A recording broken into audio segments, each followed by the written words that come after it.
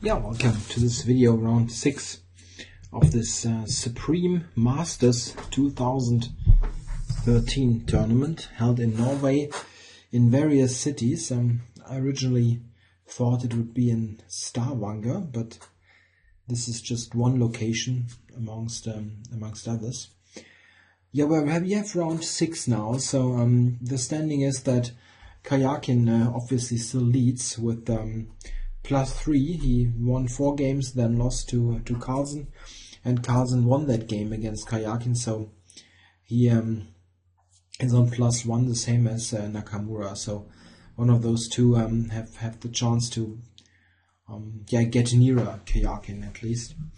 Let's go to through the games, and a quick warning before I continue this video. This will be a bit shorter than usually, probably because I have some obligations tomorrow morning, so I cannot burn the midnight oil so much this time.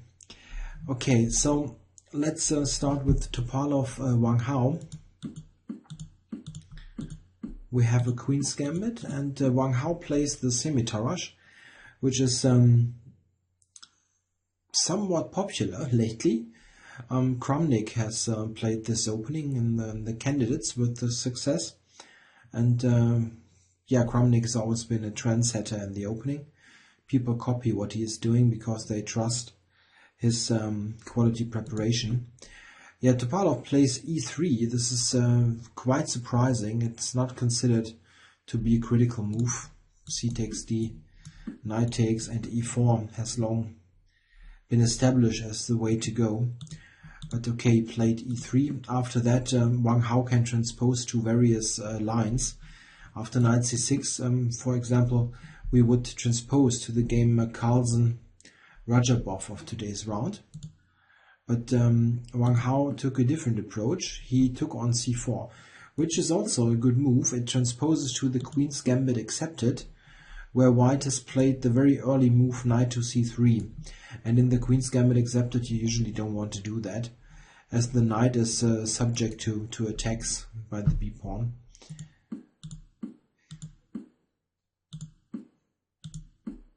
And takes. And this sets the tone for the game. Topalov immediately goes for this endgame here with the queen trade, and he hopes to get something on black's slightly exposed queenside pawns, but this is really very, very little that white can hope for. We have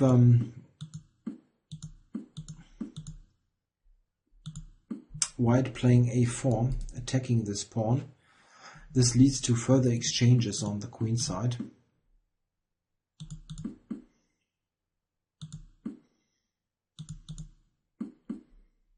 And f3. This is a very typical move. f3 is played to support e4 and prepare e4. And then white has got the better king. In fact, if we look at this, just proceed a couple of more moves. You see some more exchanges. Let's put exactly that on the board. When I first saw this position during the broadcast, when I was looking, I'm following this mostly on my mobile phone when I've got a small break in the office. When I saw this, I thought, okay, this looks like Topalov might be able to put him under some pressure, because okay, this pawn is a bit loose. It looks weaker than the b2 pawn, and of course white is just quicker with the king. He's can put this additionally on the board. He's just quicker. However, the problem is after king e3, which Topalov played, Wang Hao played e5, and then we see that his pieces have set up barrier on the 4th rank, and the white king that is the main trump, at least on paper, isn't doing so much. In fact, it seems that white cannot make any substantial progress. In fact, I think in this position, if white is going to try for anything, then he probably must play the move e5, preventing e6, e5, and really allowing, or not there, allowing the king to activate. Of course, it gives black this great square on d5, but still the game continues, and I think white still has some slight chances to do something against the pawn. It probably is a draw with precise play, but this is, I think, what white should have tried to put some pressure on black. Yeah, frankly speaking, as strong as a player Topalov is, those very those slow technical positions are not his absolute strength. I mean, this it's possible that a player like Carlsen or Kramnik can make a 60-70 move game out of this and really test black in some way. But okay, I'm not saying that I analyzed it very deeply. The only thing is that this definitely leads to nothing. They shuffled a couple of times and agreed to draw.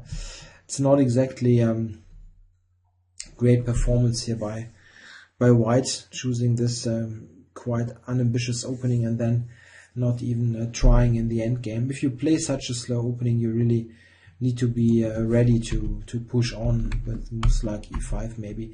Though I admit that probably it is a draw anyway. Okay, so not much happening in this game. Let's look at Aronian against Hammer next. Where is it? Here. And we have a Grunfeld. And Aronian plays the rook b1 line. I think this is a recent addition to his repertoire. I have a hard time at the moment to remember. He has played this before recently. I'm not quite sure against who, but okay, it's not a surprise for Hammer. He obviously had something prepared, and he had prepared this Queen a5 check line, where you grab the a2 pawn. Now castles and bishop g4. This has been played really more than 1,000 games, I guess, hundreds of times, and it's been very heavily analyzed. The main move now is bishop to g5, but in the game here Aronian played rook takes b7, and what I did is, at least for this, I looked this position up in the recently, about 1.5 years ago, released a book by Boris Avrukh, the Israeli grandmaster. He wrote a 2-volume book on the Grunfeld, and in this book he gives this line as the most reliable for black to equalize. It's still long and complicated variations, but it equalizes at the end according to his book. Hammer, however, played knight c6, and after this we quickly get a position that is very, very concrete. White attacks the knight, and okay, he took on f3 and then got the knight to d4. And yeah, what is the rook doing on the 7th? Eating pawns. So white is a pawn up, but black has the, of course, counterplay with the a pawn. And you can be sure almost that this has been on the preparation board before the game.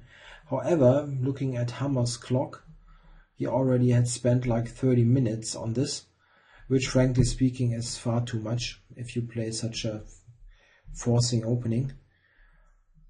Actually, on that level, I think you can only play this if you have analyzed it down to a forced draw. Anything else is murderous. Okay, rook takes e7 and a5. I did some brief analysis on this game, but not very detailed, because it is fairly complicated, and to be honest, I'm not a big fan of this kind of chess where you just play like almost 20 moves of preparation, and then it's a pure calculation job if it is a draw or wins or whatever. It's very time consuming to analyze and difficult to assess with the limited time. I can invest maybe, I know I've invested a little bit more than 1 hour for preparation of this video, and this very complicated position would take much more time to really assess, and then I would I don't know, solve a probably rather important branch of the Grunwald defense. So I cannot really do that. What I know is after a5 that after d6, a4 and e5, check. This position occurred, and right here Hammer already made a mistake which probably cost the game, and this just shows, to be honest, a very bad preparation. Aronian has played the rook b1 line before, and you cannot, after 19 moves, are down to 40 minutes and have such a forcing position on the board. I mean, this is just asking for a loss, in which probably Aronian didn't make a single move on his own, but it's all preparation. It's possible at least. Yeah, he played the move queen to b2. It's very difficult to tell all that apart. The problem with this move is basically it attacks the pawn, but black cannot take it, and therefore this move is probably without a big point. It seems that something like a3 and then probably dropping to c4 is better. At least this is the result of brief engine supported analysis. In fact, as a human player, if you try to analyze this kind of position, you take ages, because it's so tricky to analyze with the a pawn, and the computer probably solves this position completely, but it takes a very long time. It seems that this is the tougher defense, bishop e3, queen c4. The main point is that the queen controls the d5 square, so this activation move is not possible. In the game, he played, as mentioned, queen b2, and white can just ignore this. He played bishop e3, which is strong. This allows this move at some point, and most importantly, prepares queen to d5. The problem is, it is not even attacked, this pawn. If black would take, then there's queen d5, attacking the bishop, and if it retreats, white simply takes on f7 and wins. The queen is really a powerful piece. If you look at this. Check. Oops. A line like that is just flat out winning. Black's got no way to defend this position. You have good chance to pick that up, and the d pawn is simply far too strong.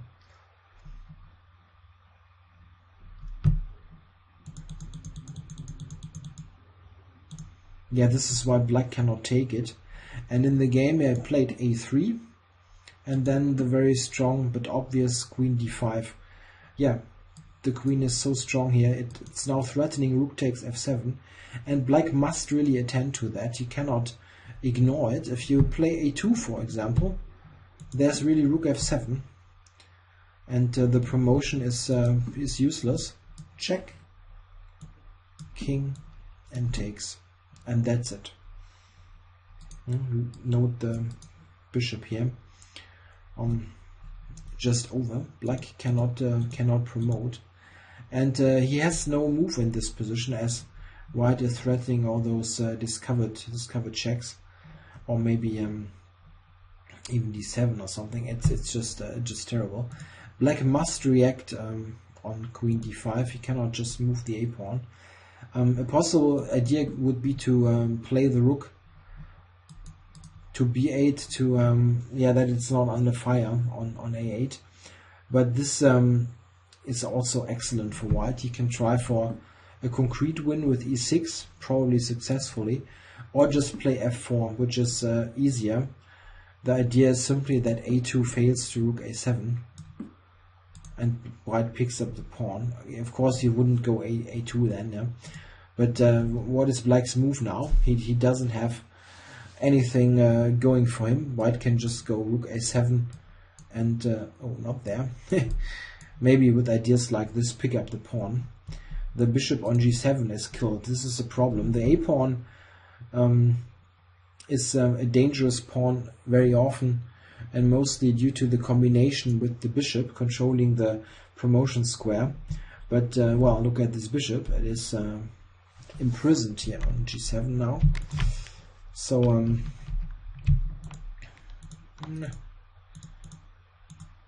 okay, it is imprisoned.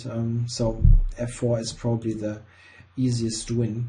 Yeah, in the game, Hammer played rook a2 a8, a2 e8, and yeah, this can be answered simply by taking d7, rook d8, bishop g5, and resigns. Yeah, a bit of a poor game. I mean, by black. Must be honest about this. You cannot play in this kind of tournament and reinvent the sharpest line or one of the sharpest lines of the Grunfeld over the board. I mean, not quite sure what the point was. And around here, if you look at it with the computer, it gives white already a very, very clear edge. So it's like walking into a pitfall right out of the opening to choose this variation. It really seems that Avruk's recommendation of taking and taking f3, taking d4 is the much easier way to play. Also, from a practical point of view, let me read this back. What is analyzed in this book is also very complicated and needs to be learned in a way. But one important point is, at least from a practical point of view, that this d pawn is gone, and this pawn center was the main problem in the game with the quick strong d pawn. Of course, you know that in the Grunfeld, but it's really a good thing if you can take off this pawn. Of course, this is very complicated and tactical here. Just look at this move briefly, attacking here, and so on. It's a very complicated line. And this is typical Grunfeld stuff. I mean, if you play the sharpest lines in this opening, you basically need to analyze and learn it up to the very end in some lines, and this is one of them. You can just learn it and not play it over the board. I mean, you can, but then you shouldn't complain if you lose games like this. Okay, next game, let's go to Nakamura against Svidler. Where is it? Oops, no. Here, Nakamura against Svidler. Let's see what happened. Nakamura on +1, so a further win would be excellent, and he's going for the Ponciani opening. This really weird opening is experiencing a slight revival after Carlsen has played it in Weigansee, and a couple of rounds later it was even played then by former woman world champion Hu Yifan against Carlsen as black. So yeah, and I'm glad that Svidler now plays the move that I play against c3 and basically considered to be excellent. He plays d5, and Nakamura answered queen a4. This is no surprise. The old main line, or the old line of the Ponciani, was bishop b5, but this is virtually refuted by this. It's pretty complicated, but black is almost winning out of the opening in this line. If you want more on this, check my channel and look at the repertoire suggestion with e4, e5 for black. I made a separate video on the Ponciani. where I also looked at the move played in the game. This is queen a4, and this is just better in comparison to bishop b5. Still not something that needs to frighten black. My recommended move in the video was f6 in this position, which is simple and good. It protects the attacked e5 pawn, and black just intends to complete development. Bishop e6, knight e7. It's not so clear what white is actually doing in this position. It seems that very often d3 and queen c2 is the relatively best way to play, with a reversed Philidor, and this isn't exactly great for white. So I'm not quite sure why they play this opening still. Okay, but Svidler is playing something else, and quite an interesting setup. He played knight f6.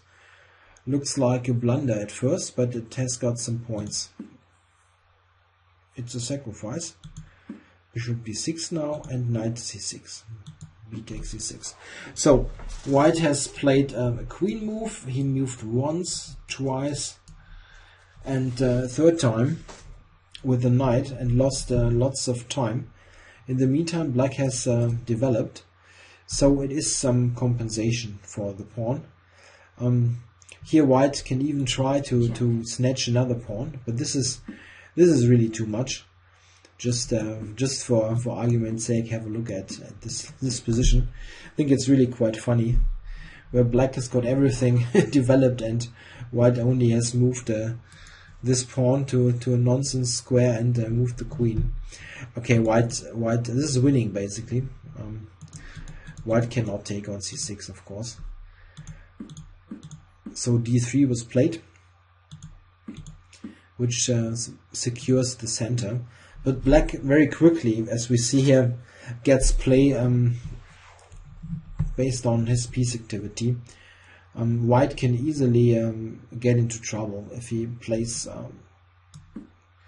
too greedy, like this, taking bishop g4, just to show what might happen.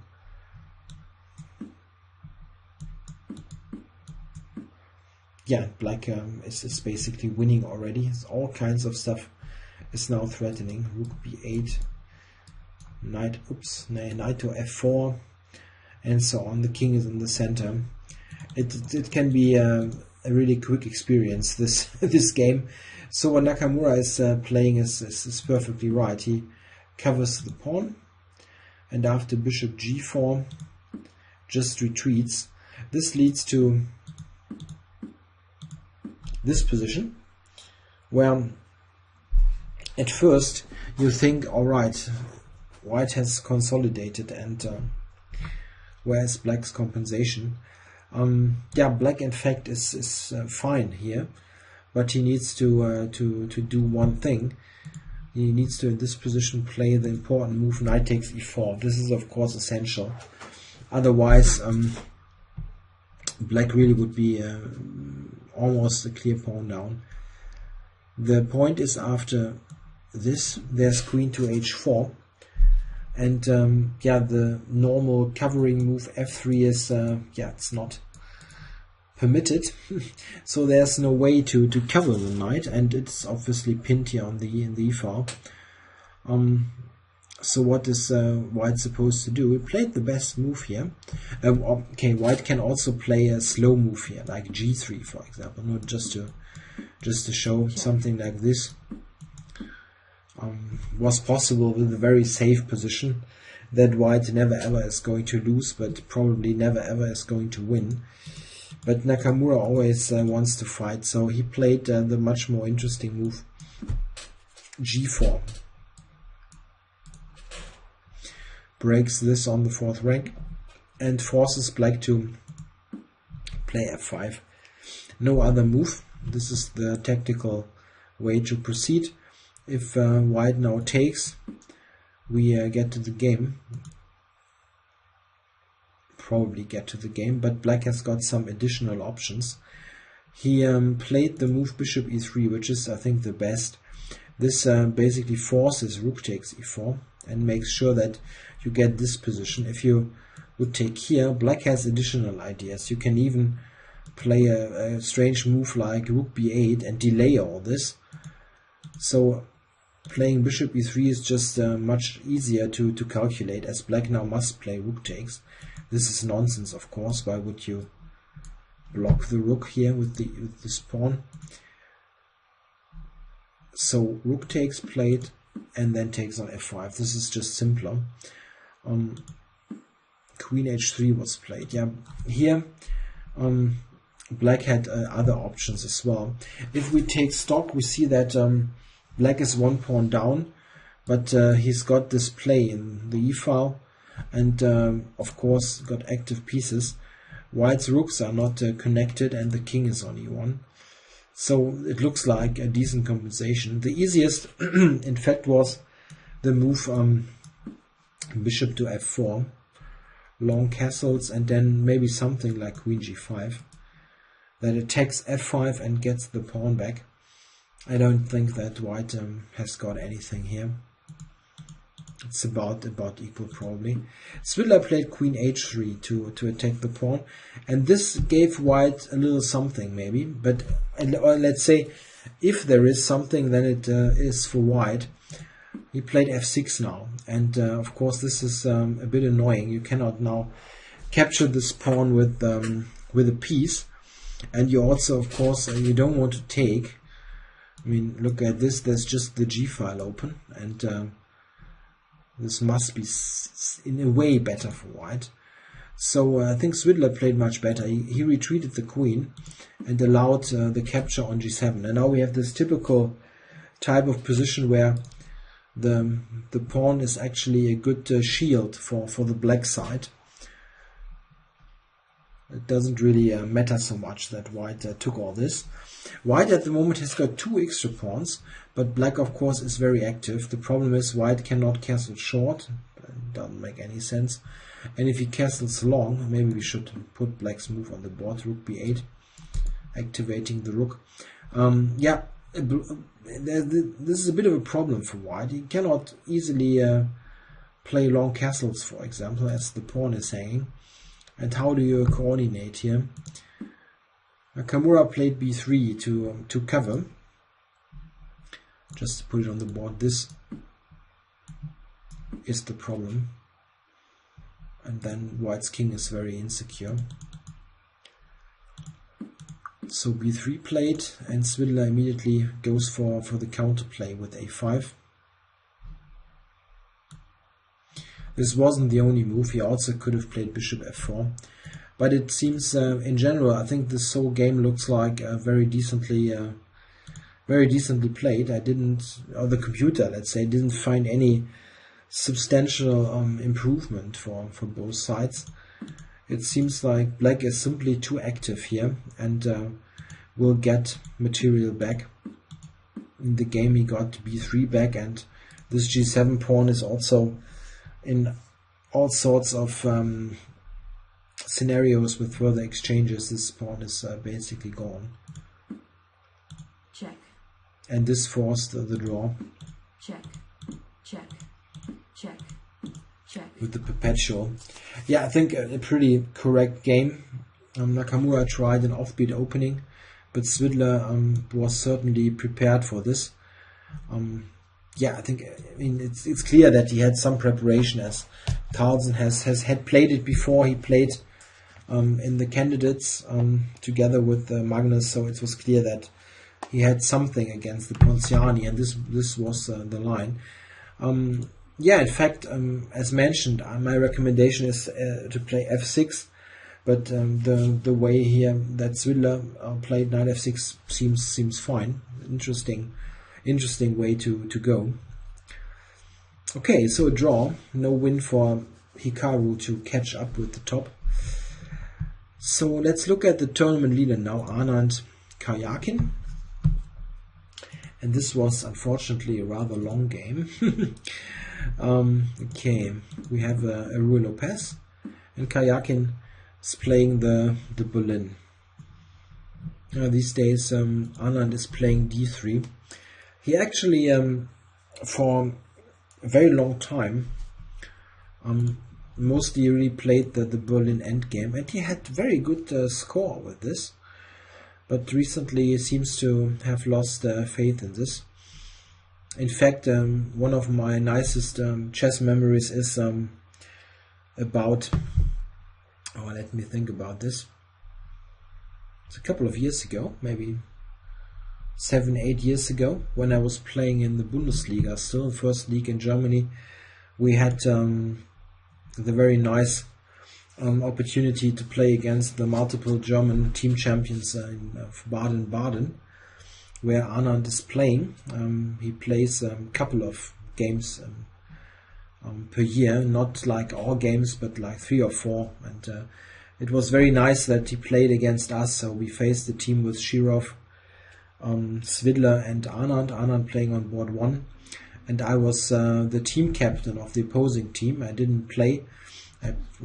We always alternated on the last couple of boards. So I would have played not one of those top GMs, but a regular GM. But this day I was the team captain, and it was very nice to watch Anand play and also watch him analyze after the game. He's a very, very nice, friendly person. So it was, and the why I remember this in this league game against Grandmaster Landa, he played also castles, and they played the endgame, and Vichy won a very nice endgame.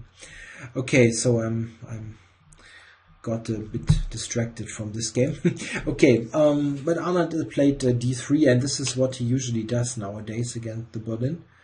After bishop c5, he exchanged, and we have this structure that we see quite often nowadays of this anti-Berlin Wall endgame with this double pawns. It's very static, and it is at best very, very slight edge for white. We see that in the game. I don't want to spend too much time on this. Black goes for this typical maneuver. This is a well-known way to play. White exchanged the bishops here and placed the knight on e3. It's all very, very logical in a way. Queen d4 surprised me a bit, but okay, he wants to go to c3.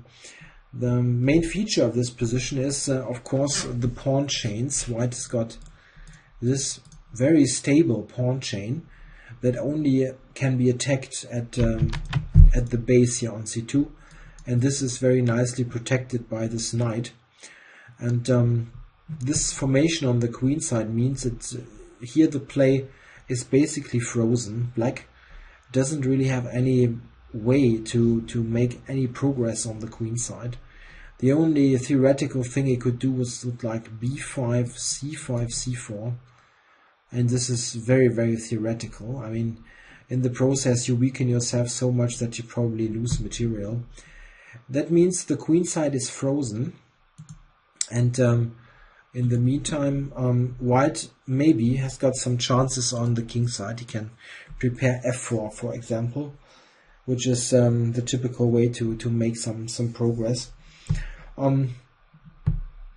However, it is not all bad for black. Black is still very, very solid, but he cannot do much really. Black has no way to alter the pawn structure, and this also means that white is the one who a little bit dictates the game. He can try at least something, while black is basically just staying and tries to defend, which is not terribly dramatic, but it's not like black can do anything. He centralized, protected the pawn, and now Vichy played g4. This is an interesting choice.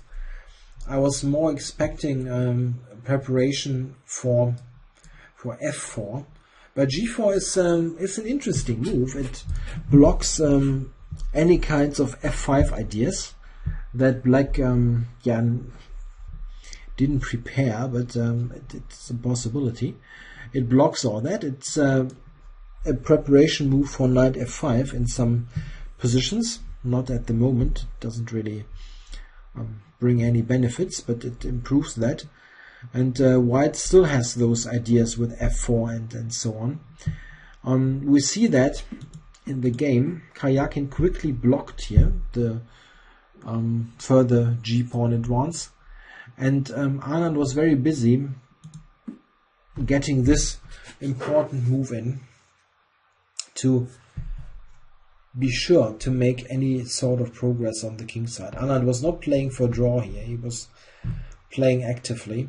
I think in this position, Karjakin, who was a bit down on time, we see that he spent quite some time to set up this position.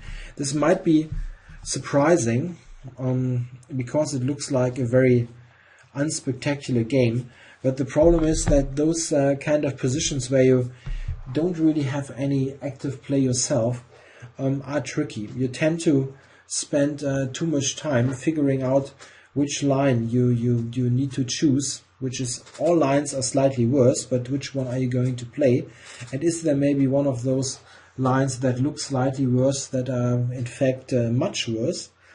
So he was a bit down on time here. However, I think he had a good chance, and I'm slightly surprised that he didn't play that. It's the first move that I thought of, and in fact the engine approves. It's funny, this doesn't happen so often. But my first idea here was to play this counter move, h5. It's like a bit like fight fire with fire, but it seems to be good. The idea is that, of course, this king isn't so great on h1, and black is quick with rook h8. To me, it seems that this move basically solves black's problems instantly, but it's something like this, for example.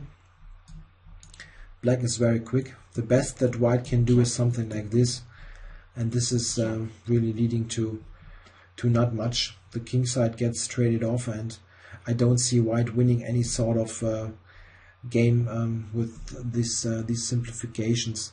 And that's not even the only way to play. Black even has got some alternatives. If white takes here, black can just take on g4, and after this check, set up something like this, intending to go rook h3. This bishop is not a bad piece now. It looks rather active. There are some positions where even black might be the one to dictate events. h5 seems like a good move to me. I don't really see a big thing that white can try. One way could be, this was played, h5 could be maybe this move, arguing that here black probably is playing g4, and now maybe with some very elaborate maneuvers white can try to play f3, like rook here and prepare f3 and so on, but I don't really believe it. I don't believe that this will lead to anything. I can always play a defensive move like this. Basically, I think h5 would have been much easier. He played rook g8 and set up more passive setup, and set up a more passive setup. This is great English, and set up a more passive position. Only now he went for b5, getting a counterplay on the queen side. One idea also could be to simply close up the position completely, and this was also not in Anand's interest. He certainly wanted to try something. This is clear. Played rook h2, intending to open up the h file and invade with the rook. Rook g7 takes, and rook b1. Yeah, rook b1 is a bit of a funny move, but it is an open file if black grabs a pawn, and he did that. I think it's also the right choice. Black shouldn't stay passive here. A move like this is just awful, leaving white with the only open file. He grabbed the pawn, and this is the right decision. And queen to e1, and now white's idea is rook to a1 and get the pawn back. Yeah, how to assess this position? It's probably somewhere between a slight edge for white and equal. but it is tricky to play for black. I mean, I would, in a practical game, I would much prefer to play white, simply because this knight is such a great piece. It is protected by the pawn, cannot be attacked, and it covers all the crucial squares. C2 pawn, G4 pawn. It can go to F5 maybe. It can go to D5 if the C pawn should move at a later stage. This is just an excellent piece on E3. It's very rare. I mean, knights on E3 and D3 are very, very rarely good pieces, but here it is an excellent knight. And white has good chances to get the pawn back in any case. We see that in the game.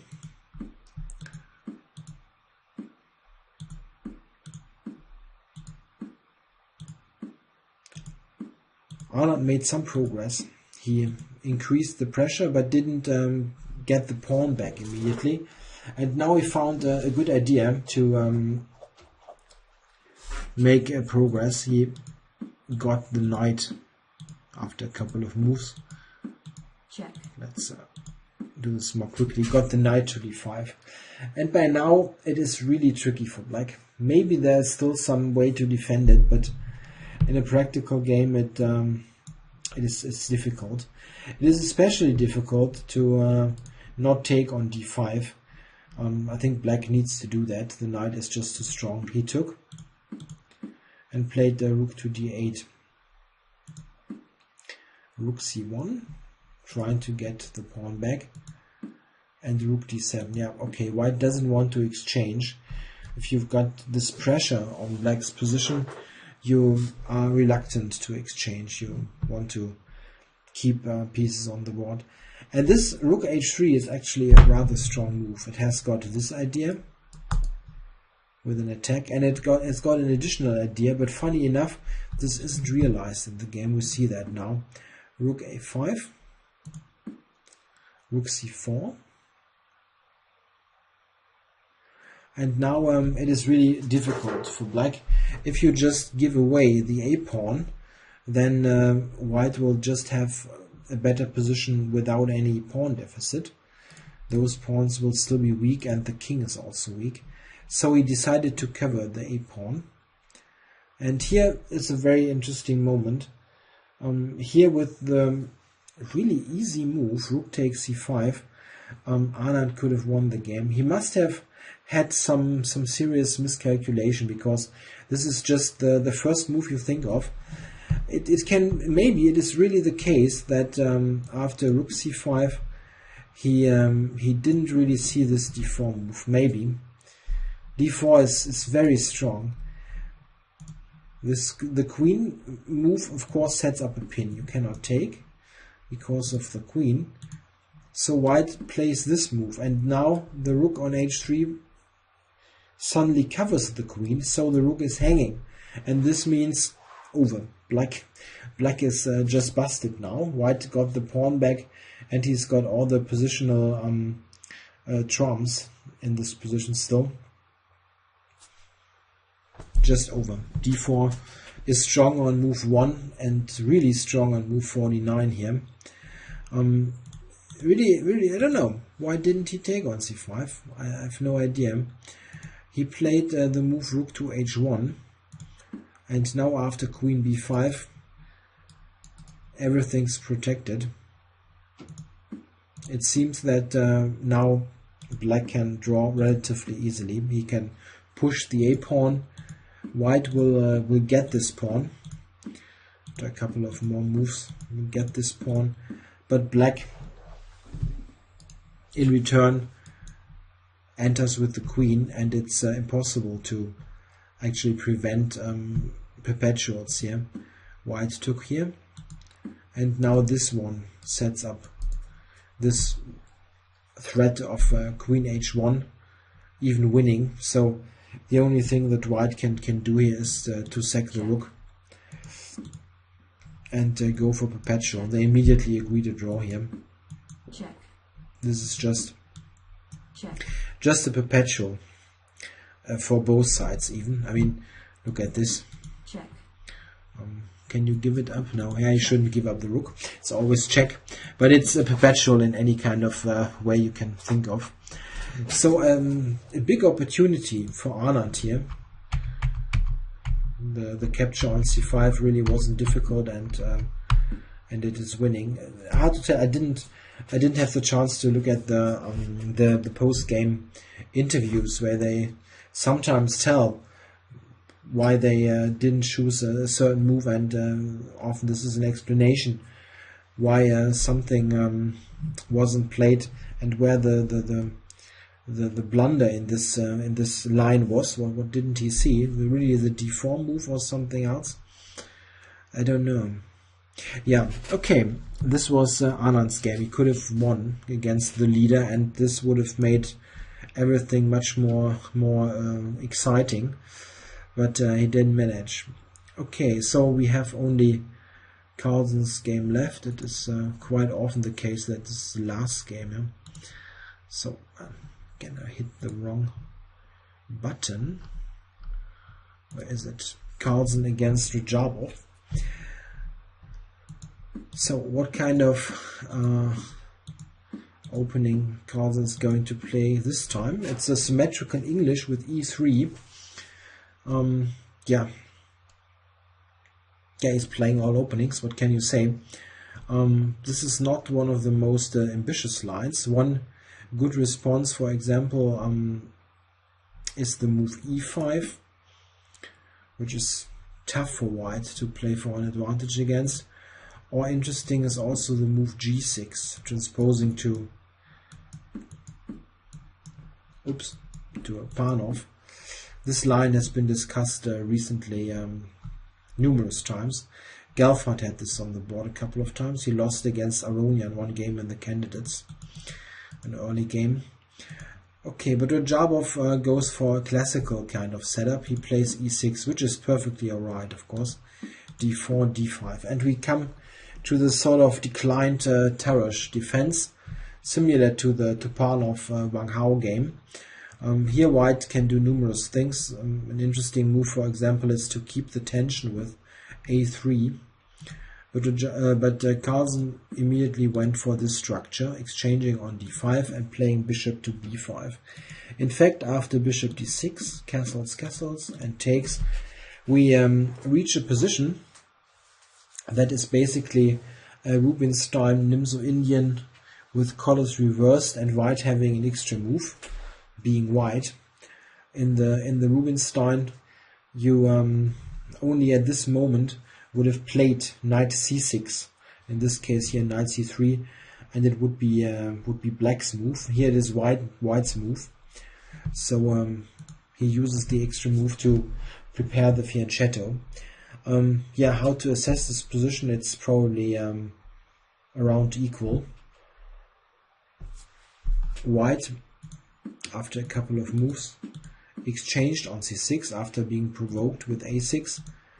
And in this kind of structure we have the typical struggle where black has got slightly weak queenside pawns. He's got a type of hanging pawns here. Or I'm not sure about the English expression. It's an former isolated pawn with a neighboring pawn. It's a subtype of a hanging pawn. Okay, those pawns are slightly weak. We see that the rook is on the c-file, and still it's hard to believe that black should have any serious problems. In fact, after a couple of moves, if we put this on the board, Magnus managed to get some pressure here against those pawns, and Radjabov felt inclined to, after this, yeah, we see that rook c1, and here felt inclined to move the c-pawn and set up this pawn formation, which is in itself slightly weak. But then you have this bishop, and now it gets really curious. This is only looking at its own pawn. It is clear that white has got a little something. It's not so clear, however, how much of a little something it really is. Can you get anything substantial out of this? Here one possibility was a very concrete one, to play queen to b5 and trying to snatch pawns. And it seems that it really is winning a pawn. But black has ideas for counterplay. He can, for example, for the moment ignore the pawn and let's say play this. Just for argument's sake, set up a position like this where you basically have sacrificed the a-pawn, but in return you get quite some play against this, and maybe you can even simplify further with advances of these pawns. It's not clear. I mean, it is a pawn sacrifice that can be probably at best equal for black, or give him sufficient compensation. It was interesting, queen b5, but I think what Carlsen did was also good. He played e4, and this is rather typical of his style. He wants to have one-sided structures that he can play on for a long time to grind the opponent down. Here it is the structure, this structure that he wanted to reach with those bad pawns and the bad bishop for the pawns against the knight.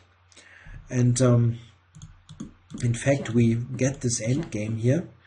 At first you might think, oh, this is excellent for white. I'm going to torture him forever against those pawns. And this is maybe the case if white would have like one or two extra moves. Let's say white would have the possibility to get the knight to b2 and centralize the king. Give him two extra moves and then black will suffer forever. The thing is, in this position there's rook d8, the idea being to activate the rook. King moves, and now a4. This is super important. Without this idea black really would be in trouble. Here with a4 and rook d4 he manages to get rid of one of those pawn weaknesses. He had two pawns that were weak and now it's only one pawn, the c pawn. This happened. And now here. Yeah, let's have a look at this. How to assess this position. This is in fact in a way easy and in a way difficult. The easy part is you can see that with this blockade on c4 black really suffers from a very limited bishop, and white is the only one, especially considering that he's got this a-pawn, is the only one to try anything. Black can only stay and await proceedings. So white is in a way always slightly better. This is without any question. The difficult assessment is, and I'm sorry to say that I cannot really tell, even after some analysis, I cannot really tell how much of an advantage it really is. Should white win with super precise play? Should black draw? Or what kind of assessment is fair here? I mean, white is somewhat better. The question is, can you win, or is it not possible? Let's continue for a while. I think the real essential things happened somewhat later. Both sides activate kings, and we have some space gainers by black. We see that Carlsen is basically just shuffling. It's often a very good policy to do just that. Simply not commit to anything and just see what the other side is doing. In fact, here it is also a position where black's choice is very limited. Look at this. You don't want to really move the rook. That would make the king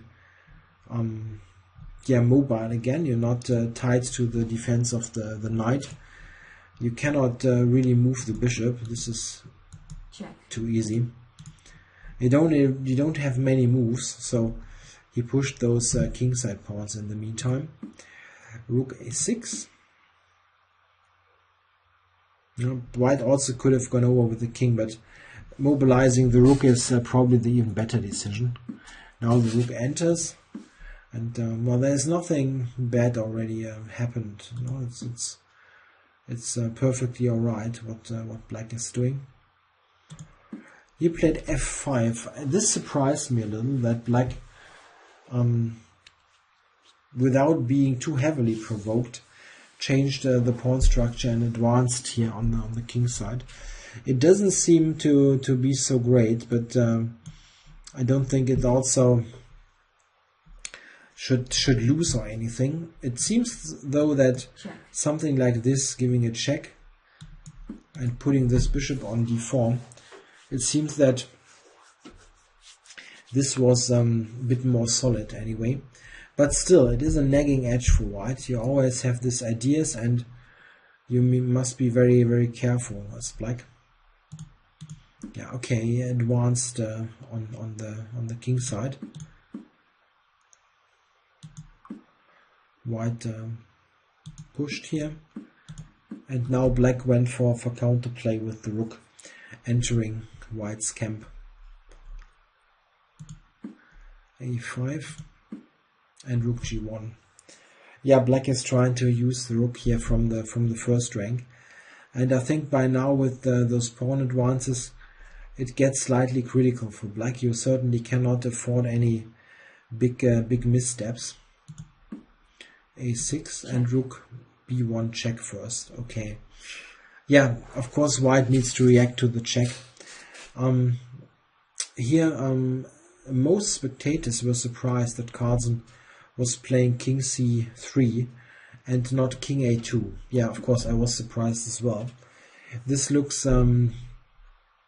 yeah, much easier with some critical lines. One line is rook b8. I think this is bad actually, because of a7. Now if you move the rook, it gets very simple again. But black can take here and give up the exchange. And this is not completely trivial to win. I mean, probably you should win, but it's not completely trivial. This is an important point, and maybe here, but it still needs to be played out. However, this shouldn't be a line that Carlsen wants to avoid. The other line, however, that I'm going to show now is quite curious. I'm not sure about this. Rook b4. This is a possibility, and here the question is what white should play. The easiest way at first seems to be knight e3 check here, after which this is going to happen. And here your first reaction is, alright, I'm behind the pawn. Isn't this winning? Pushing the pawn basically, supporting the pawn. But the thing is, have a look at this position. How is white going to win now? I'm not sure. I mean, this is an interesting field to look at if you have some time on your hands. Does white have any chances to win this position? I'm really not sure. You can never promote the pawn without the king helping, and somehow black's king is very active. How does white enter the position? Somewhere here. Yeah, well, once you advance with the king, then yeah, there's also a c-pawn. I'm not sure. If you give the engine this position, it tells you +1 something, 1.2, 1.3. Yeah, this is all nice, but how actually do you win? I played this a bit against the computer, and it didn't do anything as white. It seems there's nothing. I mean, this was also my human assessment before I even switched on the thing. I thought, okay, how am I going to win now? This seems tricky. However, here white also has got the, it seems, strong move knight b2. It's maybe a bit counterintuitive to place the knight on b2, but it covers this important square. And knight b2 seems to lead to a good position for white. a7, rook a8. And now, where are my notes? Yeah, king b3, of course. Something like this might be a quite interesting option for white. The thing is, if you look at this,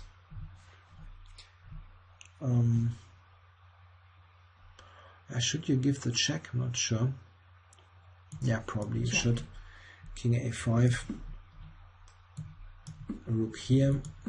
Check. And at the end, white has won the f-pawn. And this you can also play on forever. Have some chances to even get to the h-pawn at the end. This might offer more realistic chances to win than the rook endgame. This rook endgame that I showed before is just not clear to me if white can win. Yeah, Carlsen played king to c3, which was called a blunder initially in the broadcast, or not in the broadcast, but by lots of people who watched it with their computers, because they thought that king a2 was winning. I'm not so sure. Okay, Radjabov played rook c1. Strangely enough, spending more than 10 minutes in the process. This was very surprising because it looks like the normal thing to do. And in addition, king c3 wasn't also a mistake. We can see now that in this position white could play king b3, and this in fact leads to a similar variation to the one we saw before. Huh? Or it's even identical, right? Yeah, this is identical. So this is just a transposition. Carlsen, however, played king d3. Check. Answered by rook d1. And now rook a1.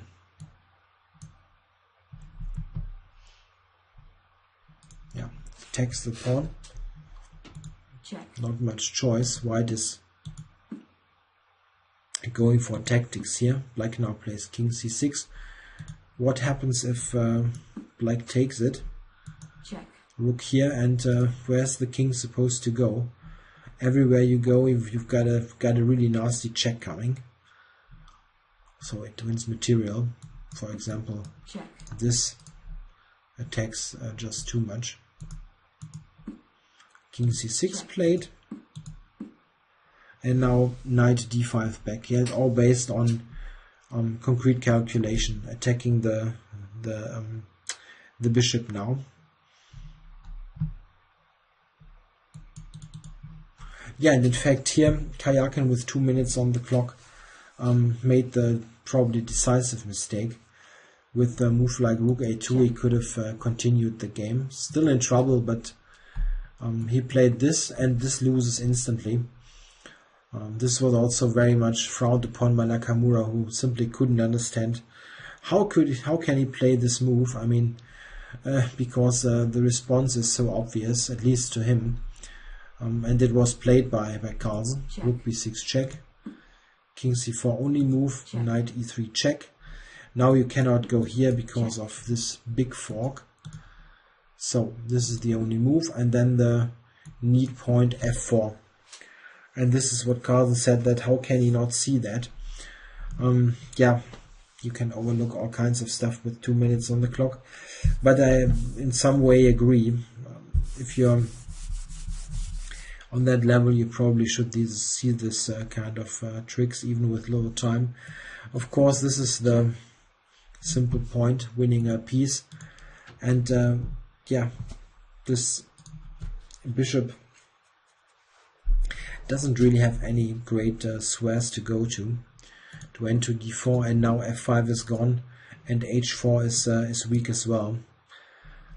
Yeah, now it is to get to this famous saying, a matter of technique, of technical play, and Carlsen does a good job. After rook h1 he goes knight d6, and now the c pawn is falling.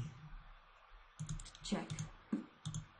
Yeah, here black also could have taken, but look at this. There's still this hanging, and it's just too much. No way to keep this position together as black. Played king d3, captured. Check. Yeah, now the rook returns to support the a-pawn. Check. And after rook a3 here, Radjabov resigned. There's simply no way to go. For example, something like this. Where's the king supposed to go? This, oops, promotes. And okay, this is just the bishop, and white is winning completely.